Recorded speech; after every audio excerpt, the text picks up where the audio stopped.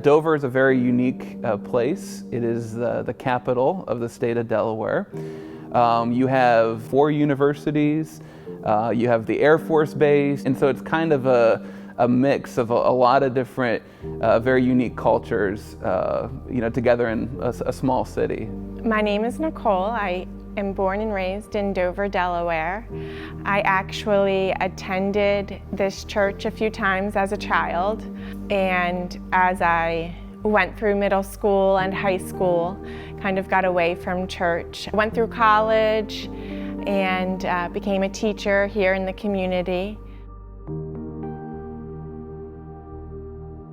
During the pandemic, I just kind of felt like something was missing, and I think it was just the world kind of pressed pause for me, and having just the time to reflect and to sit still, and I really do believe it was the Holy Spirit working through me. And I didn't want to resist that pull anymore. When the pandemic first hit and everything's shutting down, you're kind of afraid of the worst case scenario. It's, is the church going to survive this? Is our school going to survive this? Was one of the first concerns I had. My first priorities when the pandemic hit were just trying to make sure that we were still staying a church family. So we couldn't be here in person, so all right, we need to make sure that I'm here with our AV team and I'm still preaching at least every Sabbath. I started to live stream some different churches, and of course Dover First was on my mind because this was the church I had attended as a child. And it was through Facebook that I found some live sermons from Pastor Knotts and felt a connection as I watched from home. Streaming went from being the secondary thing to being what church was for a while.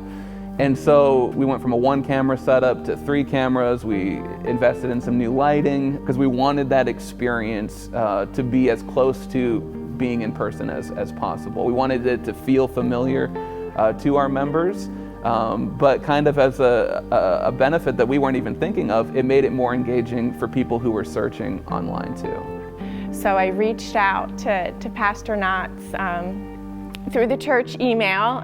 Dear Pastor Evan and others at Dover First, I want to take a minute to introduce myself and to thank you for your live streaming of church services. I've been watching and listening from home. I got this email at a very interesting time. It was the middle of the pandemic, obviously. We had just started opening up for in-person services maybe a few weeks before. But actually a hurricane came through and a tornado hit our school and caused some significant damage there and at our church. And it was very stressful. It's like, man, the pandemic felt bad enough and now there's this tornado. Everything seems to be going wrong. And then all of a sudden, whoop, there's this email on my phone and it's Nicole. And this person who says that she's been watching online for some time and now she's ready to give her heart to Jesus and she's ready to join our church. And man, as a pastor, there's nothing better than that, especially when it's something that you just weren't even thinking about or expecting. I believe Pastor Knotts reached out to me and I told him I wanted to learn more, and he and I scheduled weekly Zoom sessions to do a Bible study online. And it was during those Zooms where I did share with him that it was on my heart to become baptized and that I had never been baptized before.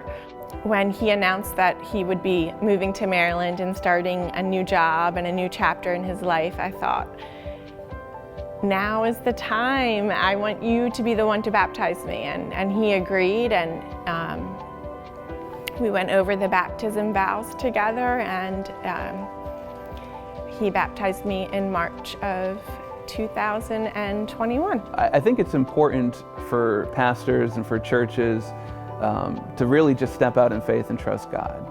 A lot of the times when we think about church growth and evangelism, in a way we make ourselves self-reliant by trying to come up with clever strategies, marketing, campaigns, whatever the thing is going to be that's going to result in evangelism. And really, for us, it was at a time when we were mainly just focused on just preaching God's word, right? And just trying to present that effectively to our members, but broadcasting it online. that we saw multiple people come to Jesus during that time. And so sometimes it's when we stop focusing on what we need to do to draw people to the church, and we kind of let go and just trust God. God blesses in ways that we never expected.